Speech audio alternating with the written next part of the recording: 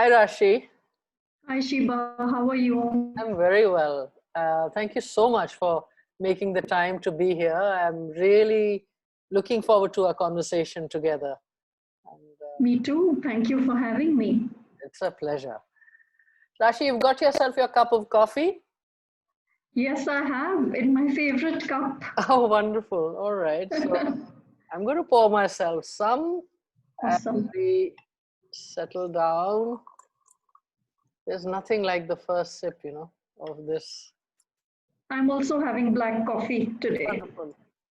Cheers, Rashi. Cheers, Sheba. Oh, yes. Nice. Right.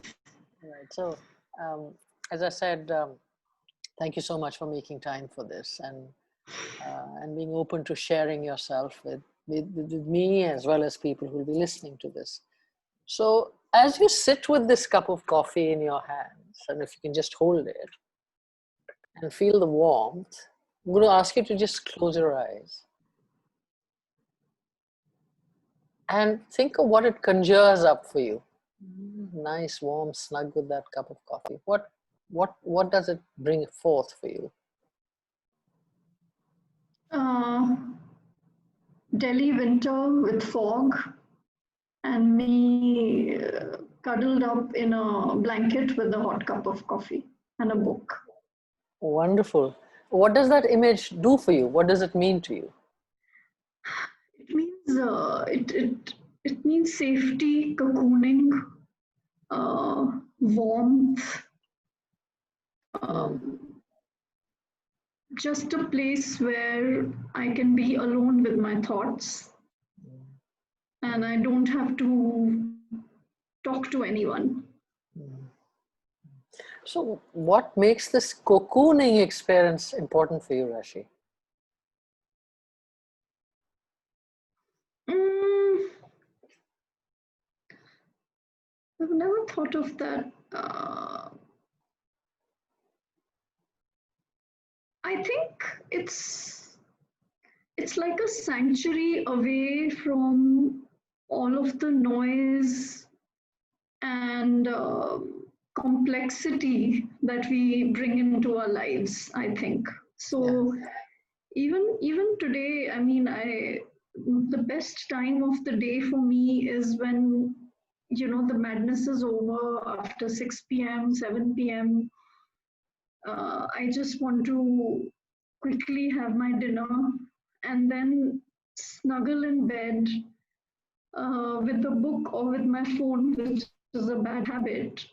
But I find that cocooning act with something to keep my senses engaged, yet I'm alone, is a very necessary part of my day. And I feel that I recharge through that exercise. So if some days I'm busy, even let's say till 10 p.m., or I'm working till midnight. So nowadays I'm trying to write every night, and I try and sleep only by midnight, not before. Even then, I feel I have to snuggle with my phone and cocoon under the blanket before I sleep. So I think it's safety, protection, away from the noise, listening to my own head. And I think because of social media, I'm not doing that enough. So, just some me time, just for you to do whatever you want to do, right? However you want to. Okay, all right, great.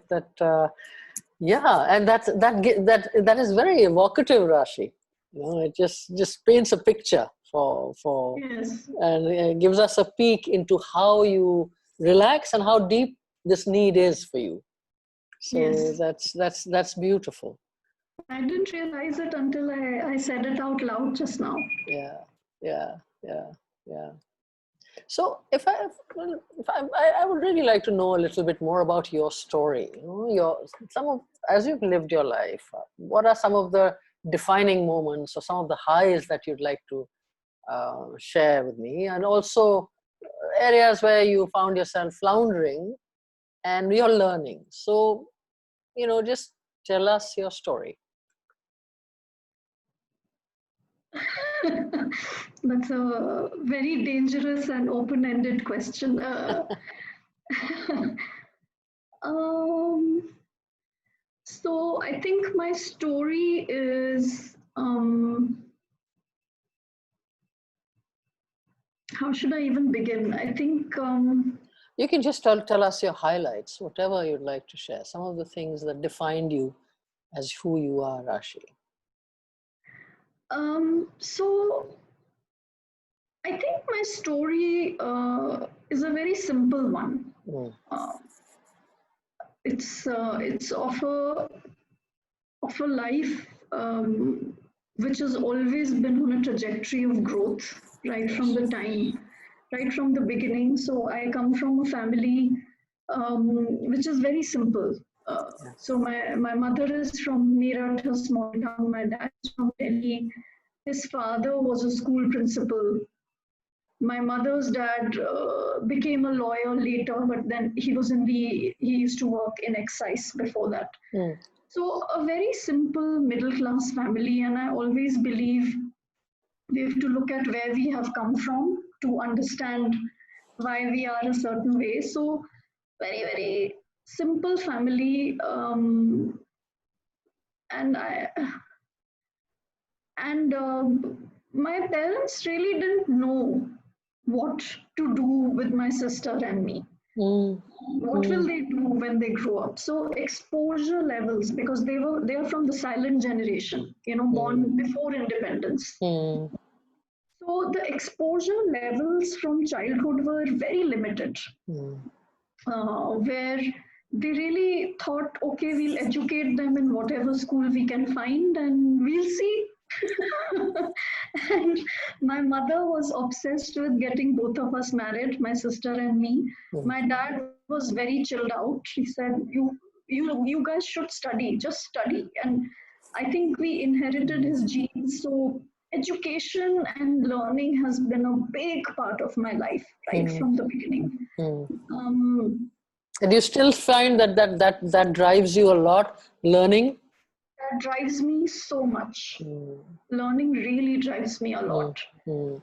And so I think that is what I have inherited from my father, this Mm. thirst for learning and thirst for creativity in what I do and changing what I'm doing. But those were the beginnings. And I remember we couldn't even speak English till we Mm. were in sixth class, fifth Mm. class. Mm. And how we realized that we can't even speak English is Mm. because my father got transferred to Nigeria. There was this boom, oil boom, and all engineers went en masse to Yes. Lagos to Yes. build Yes. roads. So we were part of that boom, and we didn't. My sister and I realized then that we don't know how to speak English. Mm. And we Mm. used to struggle to speak in school and on play dates. But then we learned very quickly because children do that. Yes. And then when we came back, I remember the school principal saying, but your Hindi is not very good. Look at that, huh? How long did you stay? How long did you stay in Lagos? Surprisingly, only 2.5, 3 years. Yeah, So but those are formative years, right? You were those very were the young. formative years, yes. Yeah. Yeah. So came back, and then, life was just going along. And then I started noticing there is somehow a consciousness Mm-hmm. that guided me in the right directions in the moments that mattered most.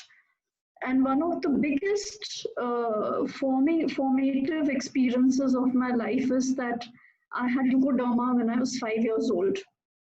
And so I spent my entire childhood wrestling with this. Now I know it's a skin deficiency, but at that time Yeah. we thought it's a big social taboo to, especially for a girl. And so the childhood was a very regimented but simple time of medication and education. Yeah. Yeah.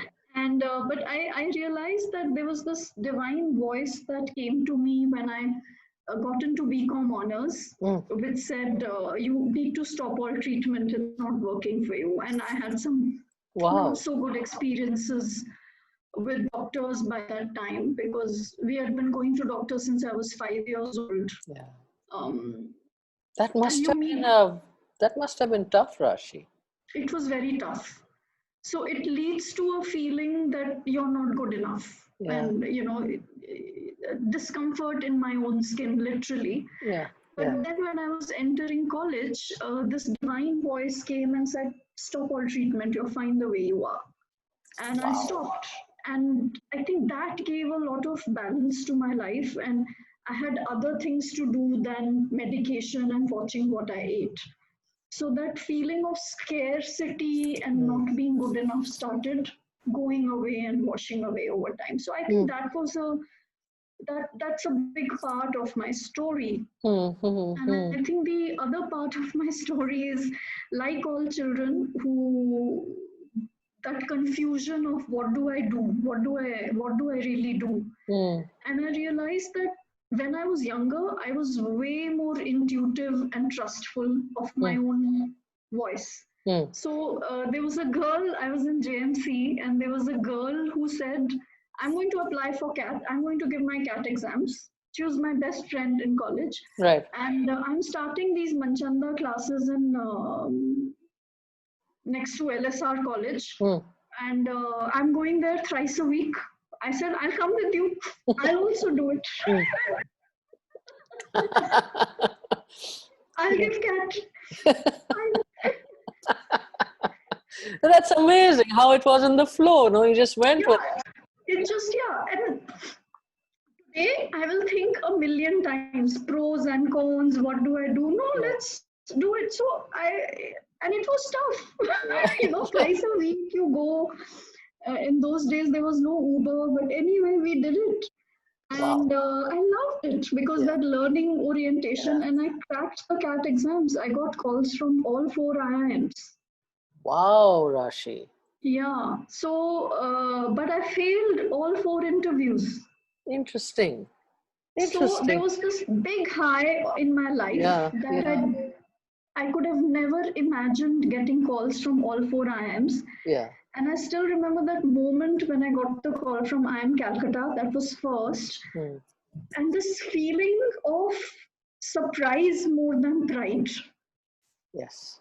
And then I went for all 4 interviews. And the other thing that happens is reverse imposter syndrome. So Manchanda had also these interview coaching. And in the center, in the interview and in the group discussion, I was so good. Yes. I was so good, they stopped focusing on me. They said, you'll manage. You've got all 4 calls, you'll get through, you'll manage. Let's focus on the kids who had just 1 call. Yes. So maybe I didn't get coached, maybe I was overconfident, but I just could not crack any interview. Wow, that must have been the seesaw effect on that one. It was like you climbed the mountain and then you were thrown to the ground. You were just reaching for Mount Everest, and so then I got through NMIMS and MDI in Gurgaon, and MDI was a very new college. Right. But somehow I decided to go for MDI because I don't know why, but I felt that it was a better college. Again, going with the gut. Let's just do it. And then I thought that I don't want to waste 1 year. So people were saying, look, you can get through CAT again. You spend 1 more year. Somehow that middle class scarcity mindset of, no, but I can't waste 1 year. Yeah. I thought I'll give my CAT again from MDI and then we'll see. But then I started enjoying the college. It was the first time I was in hostel. A lot of growing up happened there as well. Sure. Because I was living alone for the first time. And then I decided I don't have the bandwidth to give CAT again and start all over again. Let's just finish this. Then the divine voice came again, which said, the struggle of finance or marketing. And I remember, again, I never went to the library. But this day, somehow, and I remember it was a Wednesday, I found myself going to the library. Wow. Because I was thinking finance, marketing, and next day we had our subjects. I'm sitting in the library, okay, let's read the newspaper, let's read Economic Times, it's finance. Yeah. Because it was a Wednesday, they also got brand equity with it. So I really struggled to read the finance stuff on Economic Times, but brand equity I finished in 20 minutes and I really enjoyed it. So then I said, shouldn't I be studying what I enjoy reading about? Right. And that's it. I took the decision and did marketing. Fabulous. So tell me, you're talking so much about this divine voice that comes. Is this something that you have found happens to you at different points in time? Is this a recurring thing? Speak a little bit more about that, Rashi. Yes, I think it is a recurring thing. And I think it has saved me from many, many bad decisions in my life. Including getting into relationships, serious relationships, where the voice said, this doesn't feel right. But a few times when the voice has not failed me, a few times when I have not listened to the voice was when I was overthinking. I thought too much. And I think I thought too much from my ego. So when you stepped out of the way, that's when this, and you could hear it, right? Am I right in understanding that? Absolutely. Okay.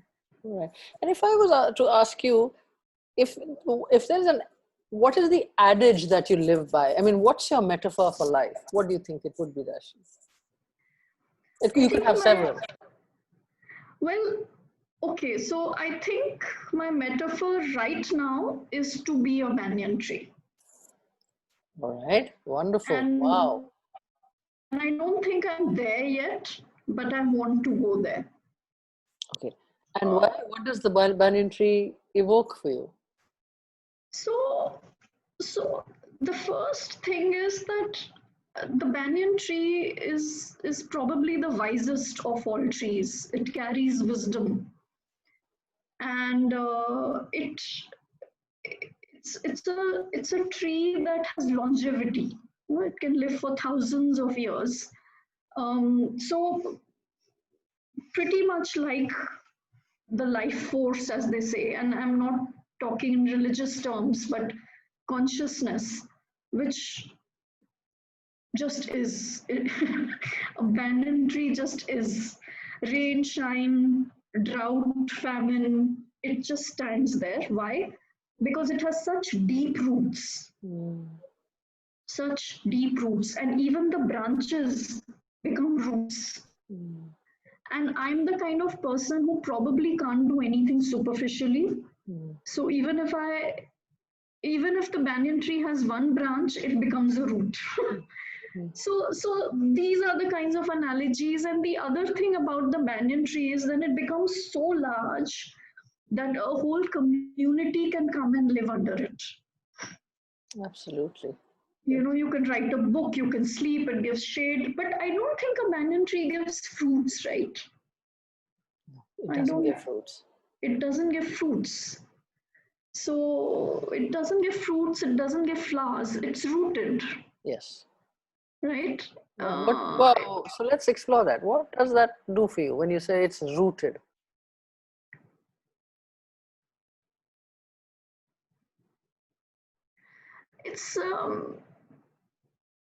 It's rooted means that nothing impacts it. All right. Nothing should impact it, right? But the lack of flowers and fruits, I could interpret in two ways, okay? And I think I need to live with it a little bit. Sure. One, fruits and flowers are like makeup on a tree, right? The glamour factor. You can pick a fruit and eat it. So it gives the audience instant gratification. Sure. And therefore, a tree that bears fruit and flowers is popular. in the kingdom. Right. But the banyan tree is not. It's Mm, not the glamorous one, mm, and it probably the roots take centuries to grow. mm, mm. That's very And powerful. Yeah. yeah, and people don't sit and wait around. They will take the fruit and run away. So Right. does that mean the other thing? So then it's an egoless living Mm, for a banyan. Oh my God, this is so powerful. So it's an egoless living where probably the banyan tree gives to people what they need and not what they want in that moment.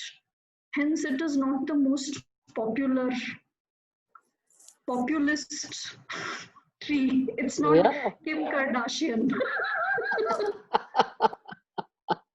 Yeah, but it's very solid and is something that is a lot more eternal, no, in a manner of speaking. Is that, I mean, Yes, that's what I'm hearing as yes. I'm, Eternal is the word. yeah, It's ancient. it's ancient. Ancient, exactly. Exactly. Yeah, And you don't find many banyan trees in urban India, do you? yeah. I mean, Not so many. No, you'll find the other trees. Definitely in the gardens, you'll find many more manicured trees, but very few banyans. Banyans kind of isolate, isn't it, in different areas? And you put it so beautifully when you said that communities grow around them. You know, and I think that is fabulous. mm, Wow, yeah, powerful. communities also grow around flowers and fruits. So I think the lesson here is also to not feel self-important about this metaphor. All right. Okay. Okay. So because I think what a lot of people like me do is that this moralistic high horse that I'm better because I'm aiming to be the banyan tree and these fruits and flowers, bah. That's also this reverse imposter syndrome kind of thing. Yeah. So I think I have to guard against Yeah. that feeling because I'm sure a banyan tree doesn't feel it is better than the others. No, it is what it is. That's it. It is what it is. Yeah. I think this is very powerful, and I'd be very interested going forward in some of the conversation that we have on how you found your balance on this one. It and what did it do for you? And you don't have to answer it right now, Yeah. but just being with this thought, I think, is powerful in itself. And I can see vistas opening in your own mind as you explore this. That probably will take you places differently because this is Yes. your internal processing.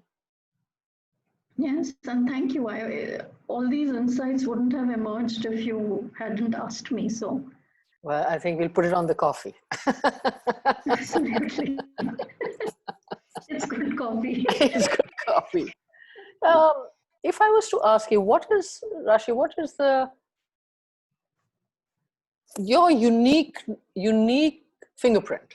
Each one of us is different. Each one of us represents something very fundamentally different and unique, and yet part of humanity, and our own lens, which adds to this huge tapestry. Not just humanity, I feel all kinds of existences. What What do you think you would leave as a legacy? Who is Rashi? What is Rashi representing? This is something that I think I've just arrived at 10 over the last 10 days or so. Mm, And I used to think my unique energy was something else, mm. but I think that what I might be bringing to the universe is infectious energy. Wow, I that's your stamp. Yeah. I think so. I'm not sure yet, but I feel that that's what it is because an infectious energy to help people unlock their potential. I think that's what I might be. People, brands, and especially women unlock Wow. their energy. So through infectious energy, and which probably sometimes gets pushy also. But it gets the results, right? It drives people to. I think so. Wow. So could it be that I want to see potential where others feel there isn't? You want to see potential where others feel there isn't. Yeah. And then combine that with that energy. Okay, let's do it. Let's just. I think it is. Mm, mm, mm.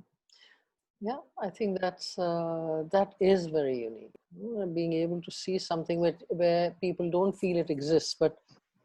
And do you think you could link your love for learning and for your ability to bring this out? I mean, that's what's coming to me, Yeah. is that being able to find the pathways on how do you bring this out if somebody is Yes. not expressing it, then how do you, How is that, do, yeah, yeah, so that's the connection I'm struggling to make. right. My this I spend more time than I probably should in trying to read and write, Hmm. Hmm. and this learning and self improve. And how can I connect it to this Hmm. infectious energy for others to unlock their potential? Hmm. People, brands, companies, businesses. Hmm. What makes you laugh? What makes me laugh? Anything that's original, witty, genuinely funny, a turn of phrase. Hmm. Hmm. Hmm. Yeah, and does that set off the infectious energy? Is that moment of that bout of,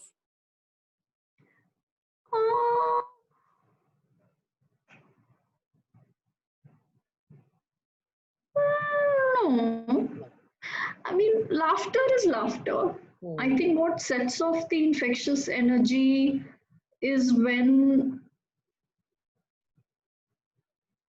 I think somebody comes to me with an idea Hmm. or an unformed idea or says, I'm thinking of this, Hmm. I want to do this, or this brand is tanking since 2010. What do we do with it? That sets off. That's amazing.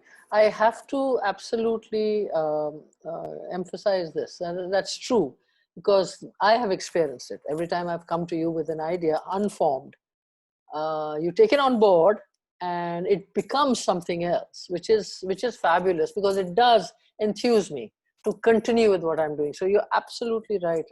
And from my experience, to say that this happens, it's true, Rashi. And there's a great degree of self-awareness that you show when you see that in front, that it's true. It's very true.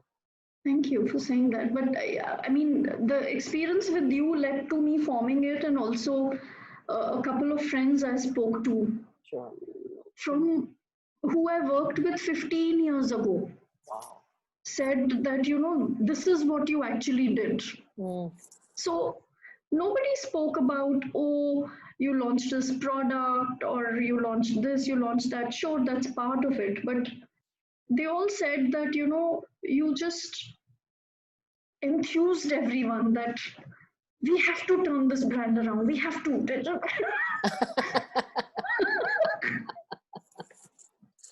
yeah. Yeah. Yeah. Yeah. So then I connected the dots, and yeah. So I'm still playing with this in my head. Let's see. Yeah, but that's amazing. What comes out is really really strong. Um, I'm conscious of your time certainly, but I just want to ask you if there's anything that you would like to say as like an espresso shot before we Mm, before we leave, and we kind of close the conversation about creating value. about creating value. Hmm. Mm, What does creating value mean to you?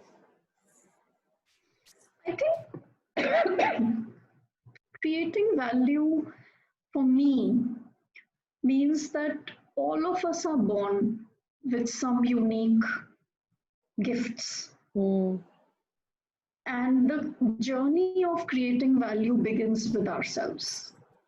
We have to first recognize and identify the gifts that we bring to the world, and then spend all our time trying to hone them and use them for the world. So it starts with self awareness, but then it must end in service to the community with your gifts. And it's a journey, it's a long journey. It could take 50 years, 80 years, because knowing ourselves and our gifts is so difficult. And we forget yeah. that we were born with our gifts because we get so embroiled in this entire external rat race that we are running. And we start believing that job, that promotion, that incentive is what we were born for. And it's so much more. And it's so much more. I think, thank you, Rashi, for leaving us with that. And I think that's a very powerful message for all of us to reflect on, think about, and look at, asking ourselves the question, am I doing that? And if I'm not, what else can I do to make that happen? Thank you for being a part of Coffee and Soul and having this soul conversation with me. And I've really enjoyed our conversation. I hope it's created some value for you as well. Thank you. I've really, really enjoyed it. And yes, I will go right straight to my diary and write down some insights that I got. So thank you. It's been really valuable to me. Thank you so much, Rashi. You stay safe and have a great day and enjoy the weekend. Thank you so much for your time. Thank you. You too. Bye. Bye. Bye.